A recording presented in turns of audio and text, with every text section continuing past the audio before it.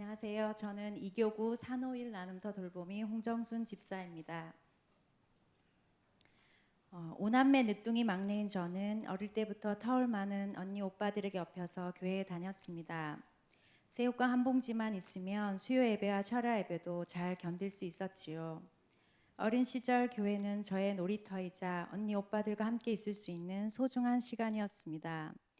금요 철야 기도회를 마치면 작은 교회 통로에 방석을 깔고 철야 기도가 시작됩니다.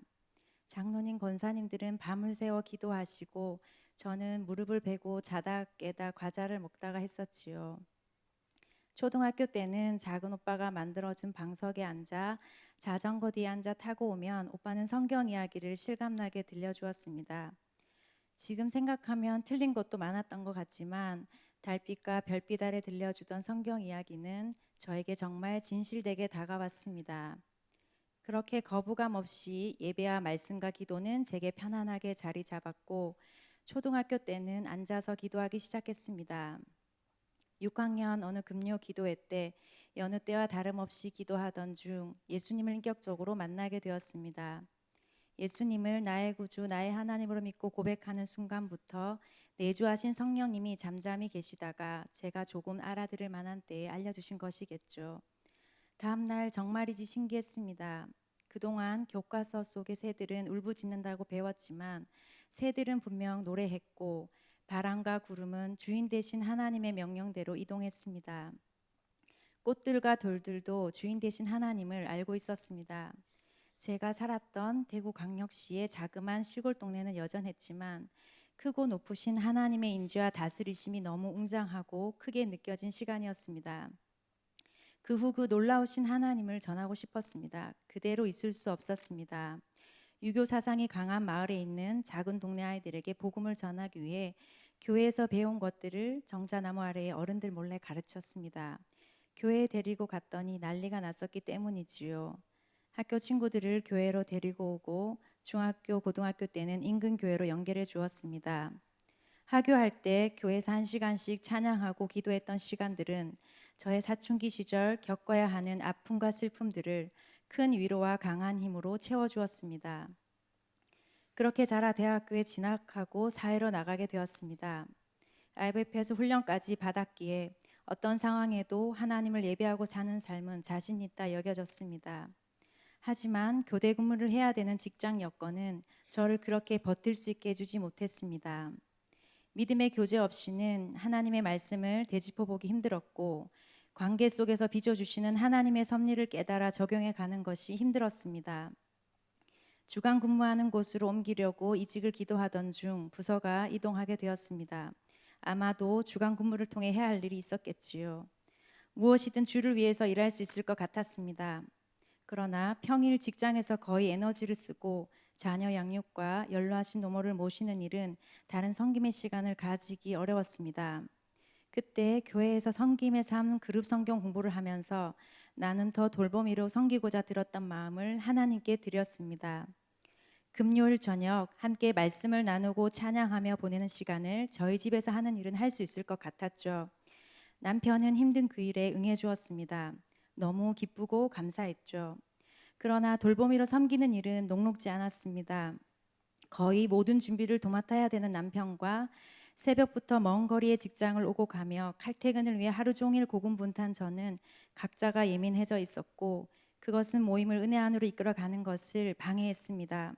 살얼음 같은 느낌으로 모임을 준비하면서 이것이 과연 하나님 보시기에 선한가라는 의문이 들었으나 이내 잡념을 버리고 하나님이 선하시고 그분의 선한 일을 따르는 것이 바른 길임을 되새기며 꾸준히 나눔터를 이어갔습니다. 한 번은 나눔터를 마치기까지 마음에 남은 불편함이 있어서 정리하는 가운데 기억도 나지 않는 이유로 언성이 높아졌습니다. 얼마나 부끄러운지 모릅니다. 그래서 성경 10장을 읽고 다시 이야기하자 하며 각자 방으로 들어갔습니다. 여러분들도 혹시 저희처럼 이런 일이 있다면 성경 10장 읽고 대화해 보시면 결과를 알 텐데요. 성경 읽고 기도하고 나오면 싸운 것조차 기억이 나지 않게 됩니다. 그렇게 나눔터는 서서히 저희 가정에 단단하게 자리 잡아가게 되었습니다. 나눔터에서 같이 찬양하고 서로 다른 연령과 직업군을 가진 분들이 모여 말씀을 나누며 기도하는 일은 너무도 은혜로운 일이었습니다. 그것은 하나님이 참으로 기뻐하는 일이었고 말씀이 삶에서 내재화되고 성도로서 살아내는 근원적인 힘을 찾아낼 수 있게 해주는 은혜의 통로였습니다. 그리고 우리의 모습을 보는 아이들을 섬김의 자리로 이끌어가게 해주셨습니다. 남편의 근무 시간이 달라져 모임 준비를 해줄 수 없게 되어 고민하던 나를 보더니 저희 딸 둘이서 준비를 해주었습니다. 아빠가 하던 걸 늘 보았다면서 큰 다과상도 잘 펴고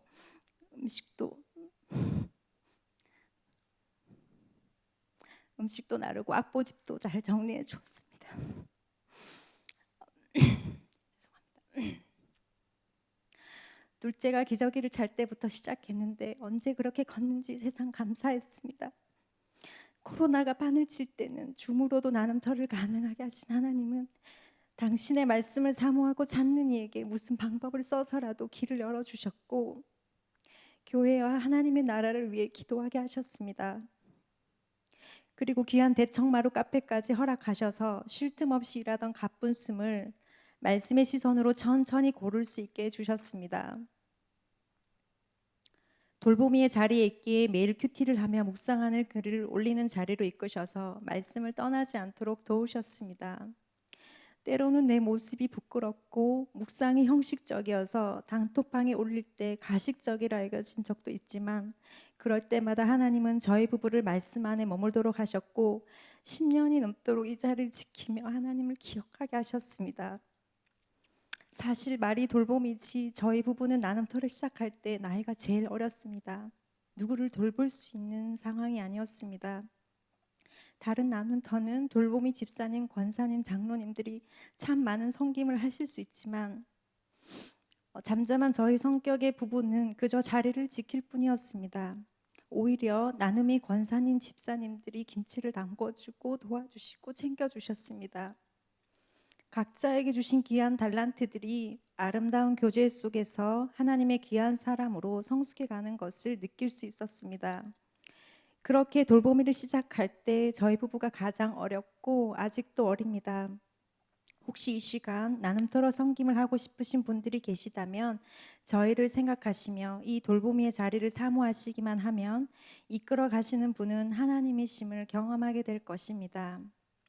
금요일 피곤한 육체와 나약한 마음은 오늘 하루를 쉴까 하는 생각을 스치게 하고 그럼에도 겨우 떠지는 눈으로 아이들을 챙겨주고 교회 카페로 오면 늦은 밤까지 교회 카페를 섬기는 집사님들의 귀한 섬김과 교회 공동체의 소중함에 마음이 열려집니다. 그리고 나눔터 모임에 이미 오셔서 예비하신 하나님의 은혜의 자리에 들어서는 것을 느낍니다. 찬양이 마음을 열어주고 주일 말씀 요약이 펼쳐지면 주일의 감격이 지나갑니다. 평일의 부끄러움이 나를 낮추어 줍니다. 각자 다른 삶의 나눔은 우리를 말씀의 향연으로 이끕니다.